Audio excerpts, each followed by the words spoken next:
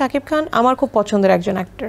চাঁদ মামাটা একটু বেশি সেন্সুয়াল আর লিচুর বাগানেটা একটু রোমান্টিক। লাস্ট সবগুলো সিনেমা দেখেছি, প্রিয়তমা আমার এত ভালো লেগেছে, আমি 2বার দেখেছি। তখন যতটুকু আমাদের হাতে টেকনোলজি ছিল, যতটুকু যা ছিল সেটার মধ্যেই কভার করে ফেলছে। শাকিব খানের সাথে সর্বশেষ কবে কথা হয়েছে? লাস্ট ইয়ার যখন আমরা মালয়েশিয়া একসাথে অনুষ্ঠান করি তখন কথা হয়েছে। আমি যে 10 বছর আগে আপনাকে আমি যা দেখেছি আজকে একদমই তাই আছেন আপনি। হ্যাঁ, আমি খুব ভালো নেচেছি, আমি পারফর্ম করেছিলাম, ওটা বলেছি। উনি তো এখন মেগাস্টার, ওনাকে তো সবসময় একটা পাবলিক প্লেসে রাখা সম্ভব না। ওনার সাথে সিনেমা আমি অবশ্যই করব। তখন আমি আর সিনেমা করিনি কারণ আমি অনেক বেশি ছোট ছিলাম এবং আমার ফ্যামিলি আমার এডুকেশনকে প্রাধান্য দিয়েছে। যে বিদ্যা সিনহা মিমাপু, ওনার কয়েকটা ফোন কল আমার কাছে চলে আসতো, সেরানাচিয়ের মিম, এখন হচ্ছে মিম চৌধুরী স্টাবলিশ। সিনেমার অবস্থা, বাস্তব পরিস্থিতি বা বর্তমান পরিস্থিতি অনেক উন্নত হয়েছে বলা যায়, এবং সেই সময়টা আপনার যে সিনেমাটা আমি কিছুটা টেনে টেনে দেখেছি, খুব সুন্দর ছিল।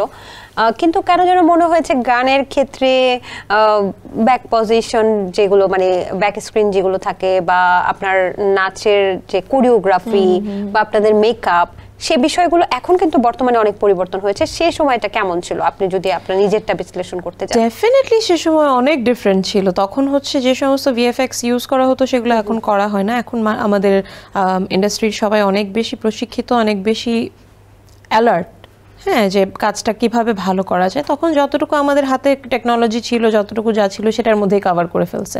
তো এখন সবার উন্নতি করার ইচ্ছে, এবং এখন গ্লোবালি অনেক জায়গা থেকে রিচ করা হয়, হয়তো বা বাইরে থেকে মেকআপ আর্টিস্ট আনা হচ্ছে, স্টাইলিস্ট আনা হচ্ছে, ট্রেন করা হচ্ছে।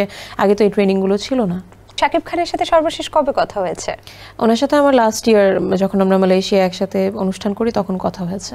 আচ্ছা, কি কি বলা হয়েছে? কোনো খবর নেওয়া হয়েছে। তখন আমি বললাম যে ভাইয়া আপনাকে আমি 10 বছর আগে, হ্যাঁ, মানে বললাম যে 10 বছর আগে আপনাকে আমি যা দেখেছি আজকে একদমই তাই আছেন আপনি, কোনো ডিফারেন্স নেই। আপনাকে কোনো কমপ্লিমেন্ট দেননি? হ্যাঁ, আমি খুব ভালো নেচেছি, আমি পারফর্ম করেছিলাম, ওটা বলেছে। কেমন আছি, ভালো আছি কিনা জিজ্ঞেস করেছে।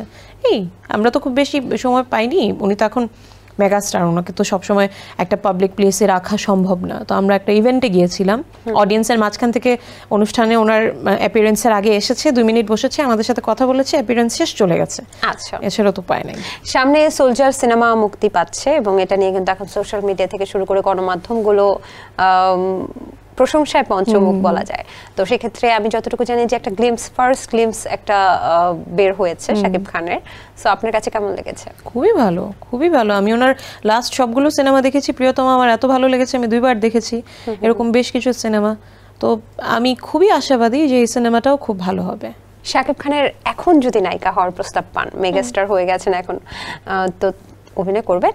এটা মানে উনি এখন মেগাস্টার হয়ে গেছে দেখে না, ওনার সাথে সিনেমা আমি অবশ্যই করব। তখন আমি আর সিনেমা করিনি কারণ আমি অনেক বেশি ছোট ছিলাম এবং আমার ফ্যামিলি আমার এডুকেশনকে প্রাধান্য দিয়েছে। তো এখন যদি আমাকে অফার দেওয়া হয় অবশ্যই করব। সেটা উনি মেগাস্টার থাকুক, উনি স্বাভাবিক একটা স্টার থাকুক, যাই থাকুক, শাকিব খান আমার খুব পছন্দের একজন অ্যাক্টর, সিনেমার একজন হিরো। সো আমি অবশ্যই কাজ করব। আচ্ছা, আপনি যেহেতু একজন অভিনেত্রী এবং সেই সাথে সাথে আপনি একজন ডান্সার, সো আপনাকে একটু জিজ্ঞেস করি, ডান্স কোরিওগ্রাফারও তো যদি ভুল না করে থাকি, রাইট? সো চাঁদ মামা গানটা বা এই যে লিচুর বাগানে গানটা, এগুলো যে বের হয়েছে বর্তমানে কিন্তু বেশ আলোচিত এবং প্রশংসিত। তো সেক্ষেত্রে আপনার কাছে কোন কোরিওগ্রাফিটা বেশি ভালো লেগেছে ডান্সের ক্ষেত্রে? রিসেন্টের মধ্যে আমার কাছে দুটাই, যে দুটো কথা বলেন দুটোই খুব ভালো হয়েছে, দুটো খুব ডিফারেন্ট। চাঁদ মামাটা একটু বেশি সেন্সুয়াল আর লিচুর বাগানেটা একটু রোমান্টিক, কিন্তু কোরিওগ্রাফি দুটারই অসাধারণ। আচ্ছা, মিডিয়াতে এত মিম থাকায় কি কোনো সমস্যা হচ্ছে?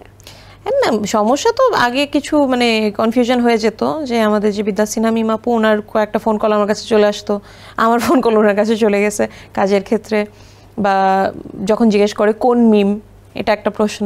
তো প্রত্যেকের ট্যাগ আছে, কিছু ট্যাগের দিতে হয়। ট্যাগ আছে? কোন মিমের কি ট্যাগ? আপনি কি? বিদ্যা সিনহা মিম। আমি হচ্ছে এখন তো নাম স্ট্যাবলিশ হয়ে গেছে, তখন বলতো যে হচ্ছে সেরানাচিয়ের মিম, চ্যানেলের মিম, বা নাচের মিম, নাচটা এরকম থাকতো, মানে এরকম অনেকগুলো ট্যাগ ছিল। এখন হচ্ছে মিম চৌধুরী স্ট্যাবলিশ। বাহ। সেন্সেশন ক্লাসিক স্ট্রবেরি ও কফি ভ্যারিয়েন্টে।